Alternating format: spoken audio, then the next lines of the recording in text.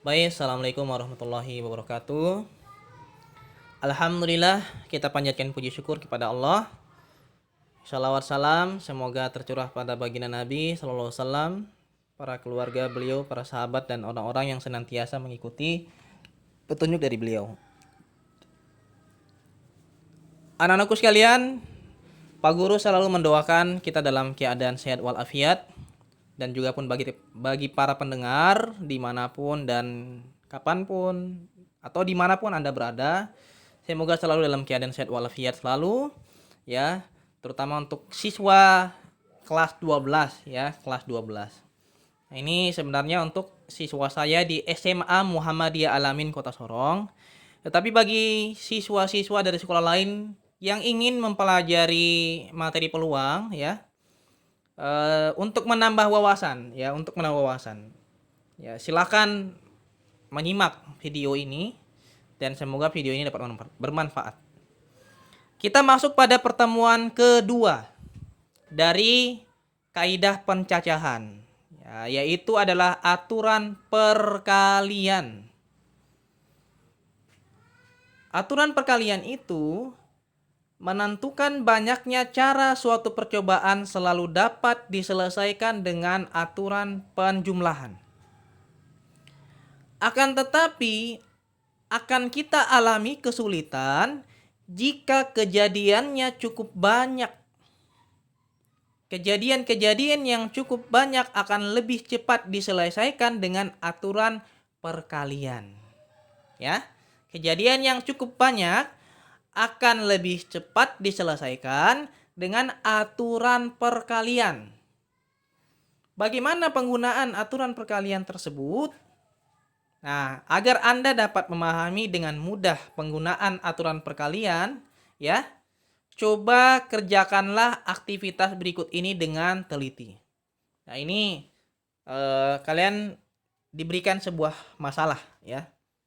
Ini ada pakaian yang menggantung nih. Nah, ini ada baju.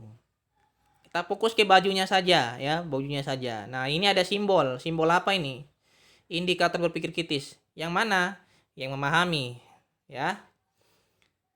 Ini dari saya agak ke sedikit.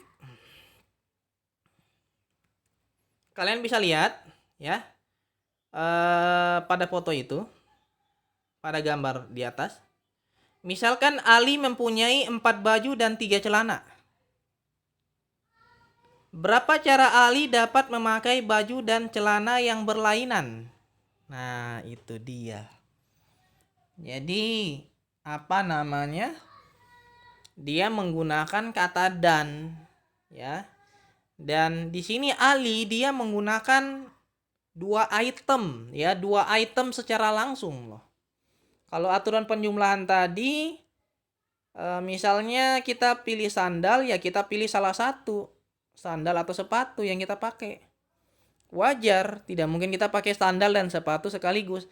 Tetapi yang ini, pakaian dan baju, wajar juga pakai baju, ya, untuk menutupi anggota tubuh bagian atas. Pakai celana, ya wajib juga. Untuk apa? Menutupi anggota tubuh bagian bawah. Jadi satu orang itu menggunakan satu pakaian yang terdiri atas baju dan celana. Nah, kalau seperti itu bagaimana caranya? Kalau pakai penjumlahan panjang, jalan ceritanya panjang. Maka di sini kita akan dengan mempermudah kita dalam penyelesaian persoalan yang seperti ini, kita menggunakan aturan perkalian, ya. Penyelesaian, nah ini penyelesaiannya nih, nih. Ya, misalkan ya, kita misalkan dulu nih. Misalkan 4 baju itu adalah B1, B2, B3, dan B4. Dan 3 celana itu adalah C1, C2, dan C3. Gunakan aturan penjumlahan untuk menentukan kemungkinan pasangan yang dari 4 baju dan 3 celana. Ya, jadi gini kita akan menggunakan aturan penjumlahan dulu. Ya. Kita akan menggunakan aturan penjumlahan dulu. Nah, setelah itu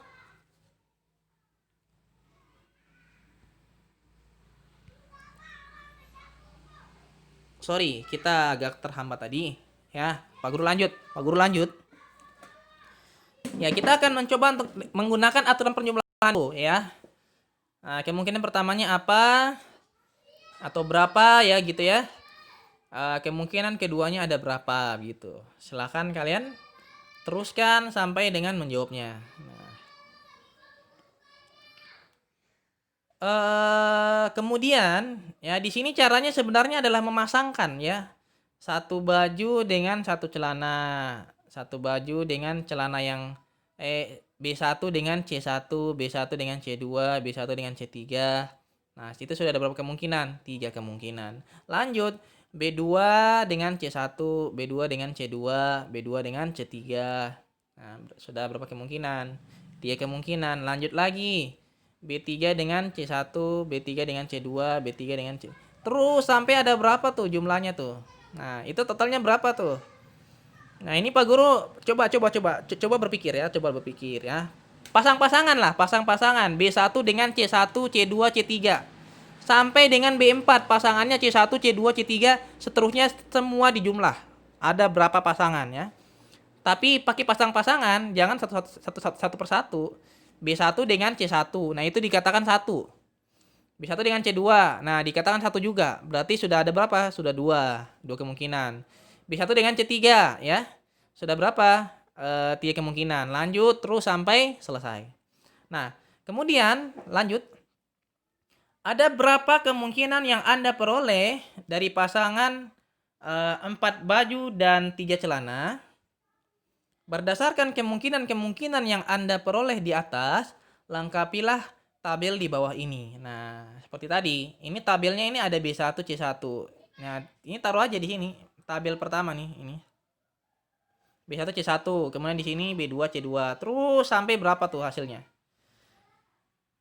Berdasarkan tabel di atas, ada berapakah pasangan baju dan celana yang berbeda?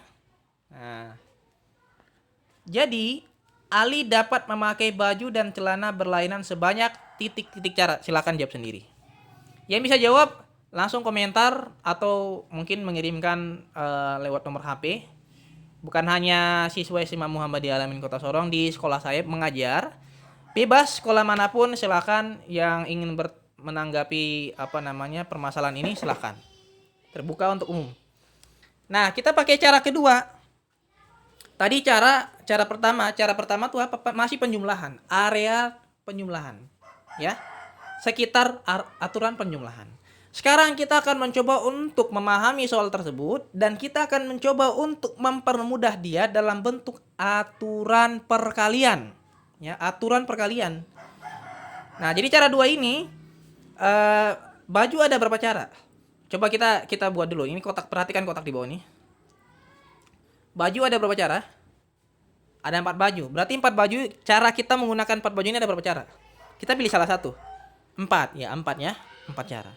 Nah, untuk celana berapa cara? Ada berapa celana?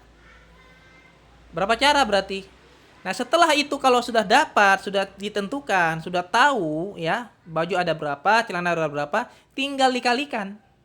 Setelah kita kalikan nanti sudah dapat hasilnya. Mudah kan? Oke, kita lanjut.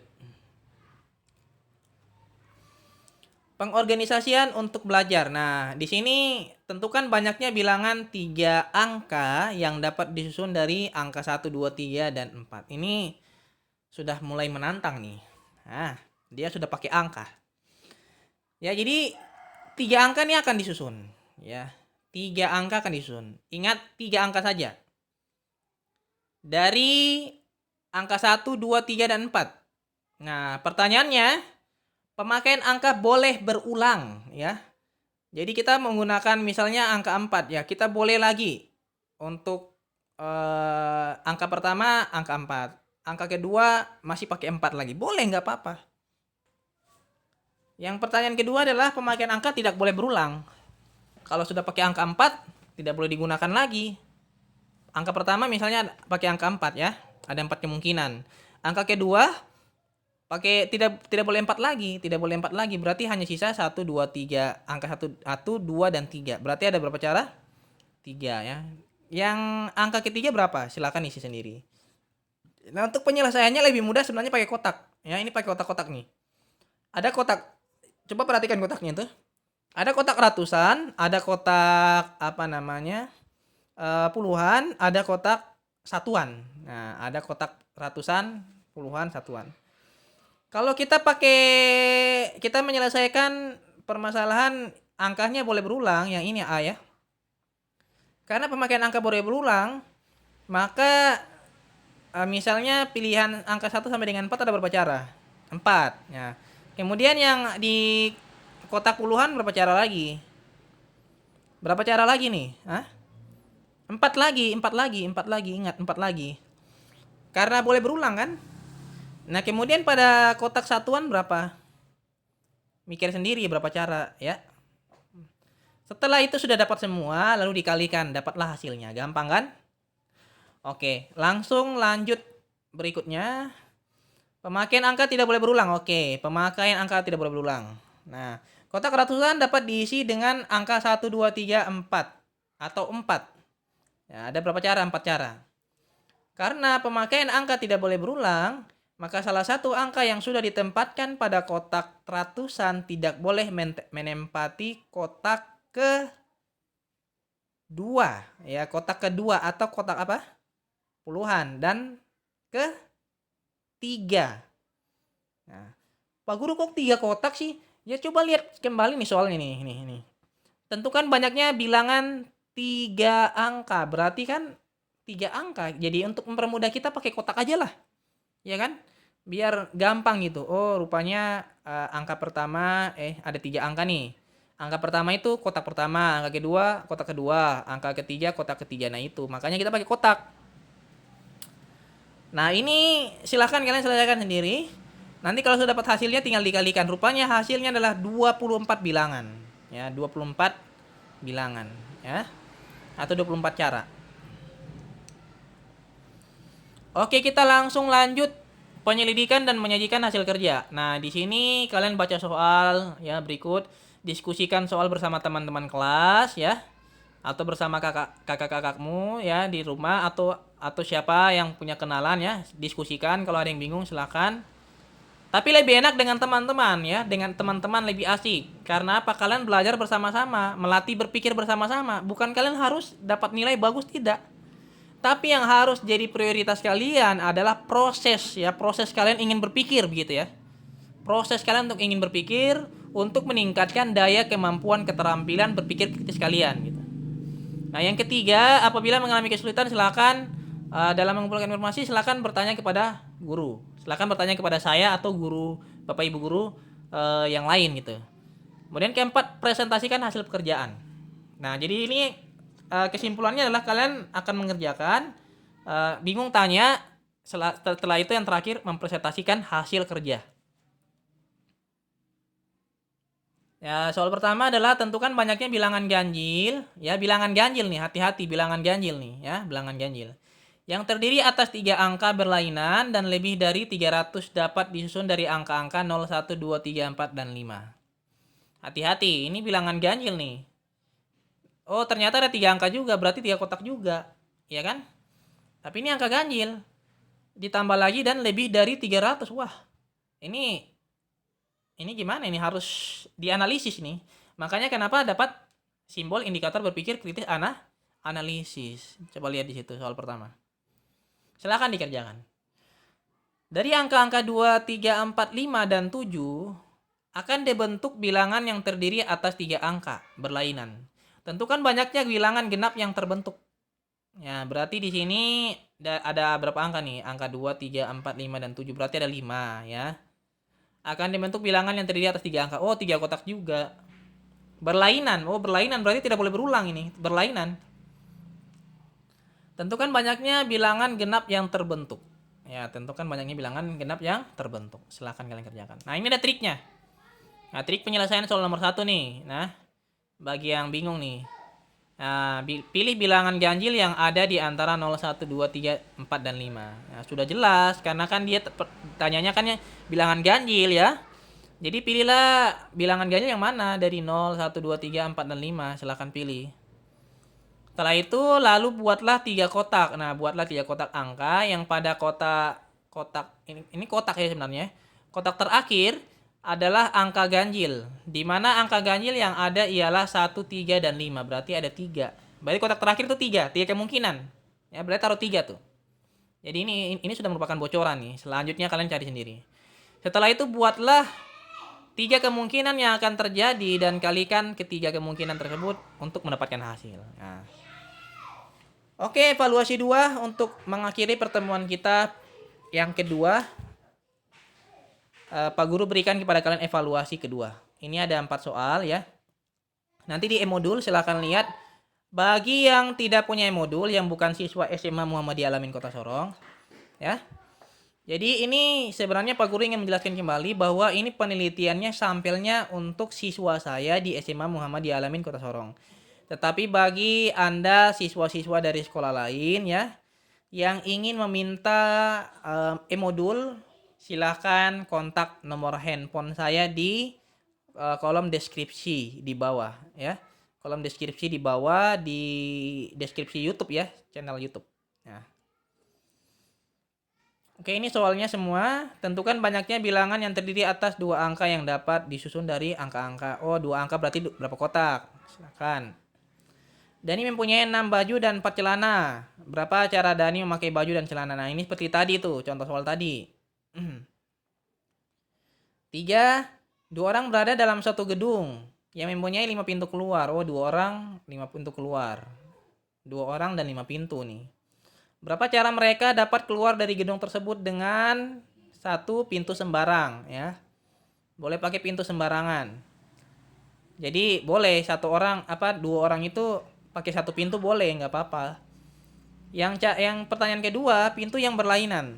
Berarti 1 orang ini kalau sudah lewat pintu yang satunya tidak boleh lewat situ. Berarti berapa cara itu harus dicari. Yang keempat adalah berapa cara yang berlainan 5 pria dan 4 wanita yang dapat duduk di 9 kursi yang berderet. Jika pria dan wanita duduknya selang-seling, pria dan wanita duduknya tidak selang-seling, pria dan wanita duduknya sembarang. Nah, silakan kalian selesaikan. Nih, untuk tampilan lebih jelasnya. Oke, demikian pertemuan kedua kita. Harapannya ya kalian bisa belajar secara online dengan baik di masa COVID-19 ini. Terus belajar, jaga kesehatan, dan jangan melawan sama orang tua.